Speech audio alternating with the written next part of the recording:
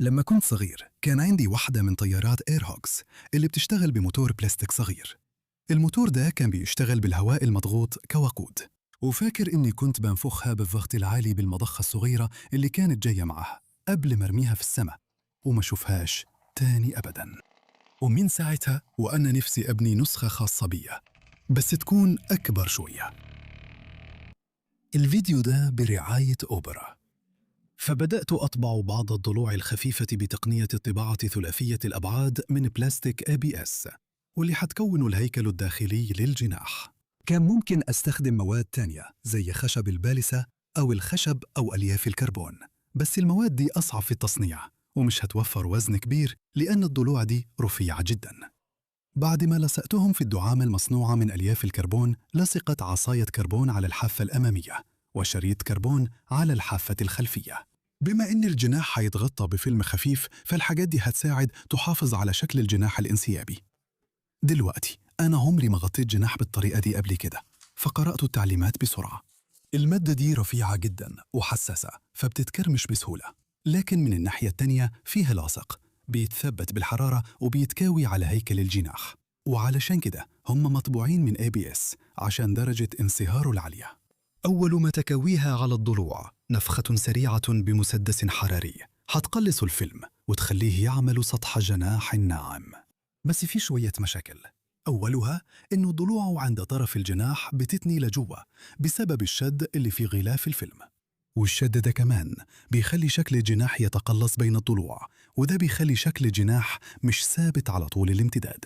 وكمان ممكن أكون ثبت المسدس الحراري في مكان واحد لمدة طويلة شوية، وده خلى غلاف الفيلم يسيح. أنا بس عايز أتكلم بسرعة عن تصميم الجناح عشان ده رابع طيارة بتشتغل بالهواء بحاول أبنيها وطيرها. أول طيارة بنيتها كانت الأثقل، بس استخدمت جناح شبه اللي أنا ببنيه دلوقتي، مع إنه كان معمول من الفوم بورد. وعلى الرغم إن الطيارة كانت بتستخدم محرك مش فعال خالص، إلا إنها فعلا مسجلة عندي أطول لمدة طيران شخصية، وهي 16.5 ثانية. أما آخر طيارة اشتغلت بالهواء اللي كان فيها محرك أكثر كفاءة وكانت أخف بكتير، ما طارتش غير 8 ثواني بس، وده جزئياً بسبب إنها خبطت في سور. بس لو الجناح كان عنده نسبة الرفع إلى السحب أعلى كان ممكن تعدي السور. أنا كنت بحاول أخلي الطيارات دي أخف وأخف، وفي نفس الوقت أحاول أخلي المحركات أقوى وأقوى. بس اللي ما كنتش باخد بالي منه هو السحب اللي بتسببه الطيارة نفسها. آخر جناح بنيته كان خفيف جداً، بس كان فيه سحب كبير برضه، ولأنه الدفع لازم يعاكس السحب. الدفع البسيط اللي بيطلع المحركات كان بيواجه صعوبة إنه يسرع الطيارة. فعشان كده تصميم الجناح الجديد ده بيستخدم مقطع جناح هوائي معروف، واللي مع السرعة الجوية المناسبة وزاوية الهجوم المناسبة يقدر يحقق نسبة الرفع إلى السحب 60:1. يعني شوية وزن زيادة مش هيكونوا مشكلة كبيرة. ولو حبيت تصمم جناح مخصص زي ده بالبروفايلات الجوية بتاعتك، أنصحك جداً تجرب اونشيب. أنا ببساطة بستورد بروفايل الجناح من موقع aerofoiltools.com، وبعدين مع شوية إضافات في التصميم بيكون تقريباً جاهز للطباعة. الضلوع دي نفس لون التيشيرت بتاعي. علشان أحل المشاكل اللي سببها فيلم التغليف، قررت أستخدم شريحة رفيعة من خشب البلسة علشان أعزز الحافة الأمامية. الحاجة دي بتتني بسهولة جداً، ولو أخدتها برا في الجو البريطاني هتتني أسهل كمان، لدرجة إني قدرت أتنيها حوالين قالب مطبوع ثلاثي الأبعاد للجناح، وأثبتها في مكانها بدبابيس لحد ما تنشف. أول ما تنشف بتحتفظ بشكل الحافة الأمامية المنحنية، وأقدر أطبع ضلوع جديدة فيها درجة صغيرة عشان أركب عليها البوستر. بعد كده دهنت الخشب بكذا طبقة من دهان برتقالي فائع عشان يبقى شكله حلو، وده اداني وقت زيادة أبني فيه هيكل جناح جديد. الجناح الجديد ده شبه اللي قبله، بس فيه ضلوع أرفع بكتير. أنا متأمل إن خشب البوستر حيضيفه شوية قوة، وكمان في قضبان كربون رفيعة عشان تمنع أطراف الجناح من إنها تتني لجوه. أول ما الدهان نشف، لصقت خشب البوستر على هيكل الجناح باستخدام شوية صمغ CA رفيعة، والجناح كان شكله حلو جدا بحافة برتقالية وضلوع رمادية. بعد كده ممكن أركب فيلم التغطية عشان أشوف شكل المقطع الهوائي هيطلع إزاي، وده شكله أحسن بكتير. وكمان مع الريشة ثلاثية الأبعاد المطبوعة الأرفع، الجناح ده فعلا أخف من الجناح الأول. ومع جناحين زي دول يبقى باع الجناحين الكيلومترين. ده أكبر من طيارة إيرهوج بأكتر من 3 مرات ونص. فاحنا محتاجين موتور قوي عشان نطيرها. لحسن الحظ أنا بقالي فترة شغال على تطوير محركات هواء مطبوعة بتقنية الثلاثية الأبعاد، وجربت تصاميم كتير مختلفة، زي صمامات دخول بتشتغل بالزمبرك، وصمامات كامون بدراع دفع، ومكابس بتتحرك بغشاء. وآخر تصميم استخدم حشية مكبس مصبوبة مخصوص بتتوسع تحت الضغط عشان يخلي المكبس محكم، وده شبهه جدا محرك إيرهوج. والموتور ده كان نقلة كبيرة في الأداء مقارنة بتصاميم القديمة، وبيطلع قوة دفع حوالي 350 جرام من موتور وزنه بس 40 جرام.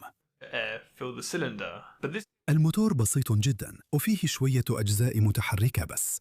الهواء العالي الضغط بيدخل من فوق الموتور وبيتقفل بالبلية دي، وبعدين لما الموتور يلف دبوس صغير فوق البستم بيرفع البلية لفوق ويفتح الصمام ويسمح للهواء العالي الضغط يدخل السلندر.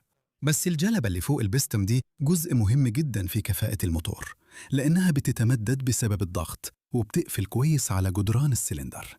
ده بيخلي الضغط يدفع البستم لتحت ويقفل صمام البلية ويدور عمود الكرك. وبعدين لما البستم يوصل للآخر تحت الهواء بيخرج من فتحات العدم والجلبة بتتقلص، وده بيشيل أي ضغط والبستم راجع لفوق. دلوقتي النسخة اللي بتستخدم في الطيران من الموتور ده مختلفة شوية، بس بتشتغل بنفس الطريقة بالظبط. هو بس فيه سن مطبوع بتقنية الطباعة ثلاثية الأبعاد علشان يتثبت في إزازة بلاستيك، والهواء بيطلع من الأنبوبة الرفيعة دي لحد رأس الأسطوانة. كمان قررت أشتري مروحة عالية الجودة علشان أزود قوة الدفع على قد ما أقدر، وأكيد إن المروحة دي جاية مع شراباتها الخاصة، يبقى لازم تكون كويسة. عارف إن كتير منكم بيفكر ليه ما استخدمش عبوات ثاني أكسيد الكربون بدل الإزازات البلاستيك طالما هي بتقدر تخزن ضغط أعلى بكتير. بص، عبوة ثاني أكسيد الكربون دي مضغوطة لحوالي 800 PSI أو تقريباً 54 ضعف الضغط الجوي، وده كتير، بس حجمها صغير جداً، حوالي 21 ملي لتر بس. يعني لو سبنا غاز ثاني أكسيد الكربون يخرج من العبوة لحد ما يتساوى مع الضغط الجوي هيكون عندنا شوية أكتر من لتر غاز بس. لكن لو ضغطنا زجاجة مشروبات سعتها لترين لحد ما توصل ل 120 PSI أو حوالي 8 أضعاف الضغط الجوي نقدر نخزن 16 لتر هواء. ده معناه إننا هنحتاج 14 عبوة ثاني أكسيد الكربون عشان نوصل لنفس سعة التخزين بتاعة زجاجة المشروبات. ولما نفكر إن العبوة الواحدة وزنها أكثر من الزجاجة، نسبة تخزين الهواء للوزن بتكون أكثر من 14 مرة لصالح زجاجة المشروبات. يعني التحويل لعبوات ثاني أكسيد الكربون هيكون خطوة لورا كبيرة. بس عارف إيه اللي مش خطوة لورا؟ تجربة متصفح أوبرا. أوبرا 1 هو أحدث إصدار من متصفح أوبرا للكمبيوتر، وبصراحة بيساعدني جدا في شغلي وأنا بجهز المشاريع دي لليوتيوب، زي وأنا ببحث وبصمم المشروع. التبويبات عندي في المتصفح ساعات بتتراكم جدا، لكن أوبرا فيه ميزة تجميع التبويبات اللي بتخليني أرتب التبويبات في مجموعات. يعني هنا في مجموعة تبويبات للبحث عن قطاعات الأجنحة الهوائية، وهنا فيه مجموعة تانية مليانة تبويبات لمنتجات عشان أشتري منها القطع اللي محتاجها للبناء. وكمان مع الذكاء الاصطناعي أريا المدمج بقى سهل جدا ألاقي إجابة لأي حاجة. مثلا لو قريت حاجة وعايز تعرف عنها أكتر، كل اللي عليك تعمله إنك تحددها وهيظهر لك مربع الذكاء الاصطناعي أريا، وبعد كده اختار بين اشرح باختصار أو استكشف أو ترجم على حسب اللي محتاج تعرفه. بالنسبة إلي أنا بحب أستخدم خيار اشرح باختصار لأني بقابل كلمات تقنية كتير وأنا ببحث في مشاريعي، والميزة دي بتوفر لي وقت كتير. وكمان في سطر أوامر تقدر تسأله أسئلة مختلفة، وده بيفيدني جدا لو محتاج أعمل حساب بسرعة. وفيه كمان ميزات تانية كتير زي خدمة الVPN المجانية المدمجة ومانع الإعلانات وتطبيقات المراسلة. أنصحك جدا تجربوه باستخدام الرابط اللي تحت لتحميل أوبرا النهاردة، وشكرا لأوبرا على رعايتهم للفيديو ده. علشان أزود مدة التشغيل هركب زجاجتين سعة لترين ظهر في ظهر باستخدام مسمار نايلون. ده بيتطلب إني أخرم الجزء السفلي من الزجاجات، وده أكتر جزء سميك ومش هيقلل من قوتها بشكل كبير، وكمان هفرغ مسمار النايلون من جوه. بس علشان أركب الزجاجات مع بعض محتاج أدخل مسمار النايلون جوه الزجاجة، وده بيتطلب إني أقطع عمود سهم قديم وأركب عليه سوكت مطبوع بتقنية ثلاثي الأبعاد اللي بيلائم المسمار بالضبط وبيعدي بالعافية من عنق الزجاجة. ده بيسمح لي إني أحط جوان مطاطي كبير بين كل زجاجة والتانية قبل ما أربطهم بصامولة نايلون، وده المفروض يعمل عزل محكم للهواء. بس قبل ما نجربه عشان نشوف فيه تسريب ولا لأ محتاجين طريقة نضغط بيها الزجاجة. التصميم اللي عملته هو غطى زجاجة مطبوع بتقنية 3D وفيه صمام كورة صغير جوا، ولما أحب أملأ الزجاجة هواء أقدر أستخدم الخرطوم ده ومعاه مشبك مطبوع برضه بتقنية 3D. الخرطوم ده بيدخل تمام في الحلقة المطاطية اللي جوا صمام الكورة، والمشبك بيتثبت في المسامير بدوران بسيط. أول ما الطيارة توصل للضغط المطلوب كل اللي علي أعمله إني ألف المشبك وأسحب الخرطوم، والمفروض الكورة تقفل الهواء جوا. فعبيت الزجاجات مية عشان أقلل الطاقة المحتملة لو حصل أي حاجة غلط، وضغطتهم لحد ما وصلوا ل 120 PSI. ومسمار النايلون وكمان غطى التعبئة اللي طبع بالطابعة ثلاثية الأبعاد استحملوا من غير أي تسريب. يبقى كده جه الوقت أبني ديل الطيارة. عشان كده اخترت أستخدم ألواح خشب بولسا، بس الخشب اللي سمكه 4 ملي ده سميك شوية، فطلبت ألواح تانية سمكها 3 ملي. وصدق أو لا تصدق اتبعتوا لي في كيس ورق. يبقى نقلل وزن الألواح السميكة دي عن طريق إننا نخرم فيها شوية فتحات، الأول ببنطة صغيرة وبعدين ببنطة تخويش كبيرة عشان نقلل الشراشر، وفي الآخر بقطعة مطبوعة بالطبعة ثلاثية الأبعاد ملفوفة بورق صنفرة عشان نخلي الفتحات ناعمة ومرتبة. ده قلل الوزن بحوالي 20%. وبعد كذا طبقة دهان ممكن نغلفه بفيلم التغطية عشان يمنع الهواء يعدي من الفتحات، لأن ساب شوية فتحات كبيرة متخرمة في ديل الطيارة هيكون فكرة سيئة جدا. بعد كده ركبت أذرع التحكم وثبتت أسطح التحكم بشريط تغليف لأنه خفيف الوزن ومرن وبيمسك كويس. في فيلم التغطية دلوقتي أنا عايز الديل ده يتحكم فيه عن طريق كابلات علشان أبعد الوزن عن ورا الطيارة، فبستخدم سلك صلب زنبركي كزنبرك التواء جوه سطح التحكم. ده بيخلي السطح عليه ضغط زنبركي في اتجاه واحد، وده المفروض يخلي كابلات التحكم دايما مشدودة. دلوقتي ممكن تلاحظ إن فيه زعنفتين ديل، بس هنا مش فيه مصعد ودفة منفصلين، وده علشان أنا اخترت أستخدم تصميم ديل على شكل في. بعد كده طبعت الجزء الغريب ده اللي هيتثبت عليه ذراع الديل، وقدرت أركب السيرفوهات هنا علشان أتحكم في الديل، وده بيشتغل كويس جدا أول ما الكابلات تتوصل. المحور المركزي ده كمان بيتثبت في الزجاجات عن طريق حلقة مطبوعة مرنة وحامل صغير على ذراع الديل علشان يكمل جسم الطيارة. ودلوقتي كل اللي ناقص هو تركيب الأجنحة في النقط دي ويبقى عندنا طيارة كاملة. يلا نطلع نجربها في رحلة اختبار. تمام 60 PSI، بس سامع صوت تسريب من غطا الزجاجة اللي وراه.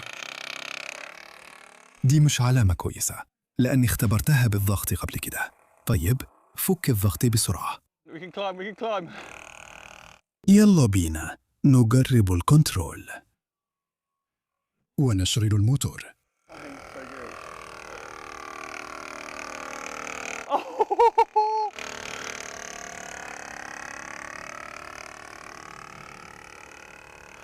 Oh, that's so much better. ده عبقري. Oh, وأقدر أنزل بيه؟ أقدر أنزل بيه؟ going like really well. نجحت. يبدو إن المروحة اتكسرت، بس يلا نروح نفحص صح؟ يبقى عمود الكرنك اتكسر. بس ده أكيد أطول رحلة طيارة بتشتغل بالهواء أنا عملتها في حياتي. ودلوقتي بعد ما زمن الرحلة القياسي لطائرة بتشتغل بالهواء ومطبوعة بتقنية 3D بقى 31 ثانية، دخلت على إنستغرام وسألتكم تتوقعوا هتطير قد إيه؟ وأغلبكم اختار أكتر من دقيقة، فمش هينفع أستسلم دلوقتي. علشان أزود زمن الطيران صلحت التسريب في غطا الزجاجة وطبعته تاني بحلقة مطاط أكبر، وبكده بقت جاهزة لتجربة جديدة. And I stalled it. Oh no, I stalled it. Oh, we have to do another one. و100. مليانة. بالتوفيق. من فضلك اشتغلي كويس. Previous flight, whilst tightening a bolt, I accidentally pierced. البطارية وقعت. يلا نقدر نعلى. Fortunately, I had some spare bottles, so it was an easy fix. يلا. أيوة. Camera and bottle replacement, I forgot to do one last vital check, and that was whether I'd pushed the tail boom back into its mount properly, because this means the control cables are too short. كده أحسن بكتير. 3, 2, 1. Oh, no! لسه الأمور ماشية كويس جدا. But after a quick depressurization, I was يا نهار أبيض. الموضوع شغال فعلا. Apart from this 3D printed. يا صاحبي لسه الأمور ماشية كويس. لسه في الجو. This wing here, which a little bit of packing tape, that'll fix that. So I fixed the wing أنا فاهم قصدك يا رولو. أيوة. hub, which I honestly reckon. يا صاحبي لسه قريبة. استنى. الهوا جاي من يميننا صح؟ يعني جاي من وراي. ماشي بحاول ألفها. جاية بتنزل. البطارية وقعت. شايفها معلقة من الجنب؟ Record again. Mostly because it really. وخليتها تفقد الرفع. يا نهار أبيض. خليتها تفقد الرفع. لازم نعمل واحدة. أيوه. في الرحلة الجاية قررت أضيف كاميرا صغيرة على الطيارة، بس بسبب حماسي من الرحلة اللي فاتت وأنا بشد مسمار بالغلط عملت فتحة في الزجاجة. شايف كده؟ ده صوت صفير، بس الصفير خارج من الفتحة دي. لحسن الحظ كان عندي زجاجات احتياطية فكان الحل سهل، لكن خلال الفترة دي وأنا بركب الكاميرا على الطيارة وبغير الزجاجة نسيت أعمل آخر فحص مهم، وهو إذا كنت رجعت ذيل الطيارة مكانه صح ولا لا، لأن ده معنى إن كابلات التحكم قصيرة زيادة وده بيخلي فيه ضبط المسعد لفوق زيادة. 3 2 1. أوه لا. ده يمكن يبان كأنه نهاية الطيارة دي، بس بعد تفريغ الضغط بسرعة اتفاجئت إني شفت الضرر كان قليل جدا. الضرر الوحيد غير الجزء اللي متطبع بالطباعة الثلاثية الأبعاد هنا. على قد ما أنا شايف الجناح ده سليم، بس الجناح ده هنا شوية شريط لاصق هيصلحوه. فصلحت الجناح بحتة صغيرة من الشريط اللاصق وطبعت وصلة مركزية جديدة، واللي بصراحة أعتقد إنه أنقذ الطيارة لما اتكسر، وفي اليوم اللي بعده كانت رجعت وطارت تاني.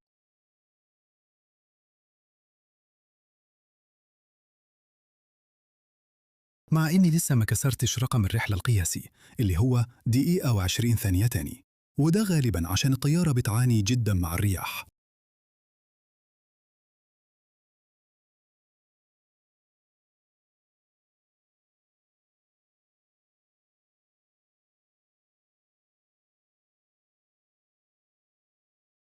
الجو عاصف جداً. عملت كام رحلة عدو الدقيقة، بس أظني محتاج أخفف وزنها شوية قبل ما أقرب من حاجز الدقيقتين. حتى لو قدرت أقلل وزن الطيارة الكلي بحوالي 10%، ده هيكون كفاية إني أضيف زجاجة تانية، وده هيساعد يطول مدة الطيران. شكراً لمشاهدتكم.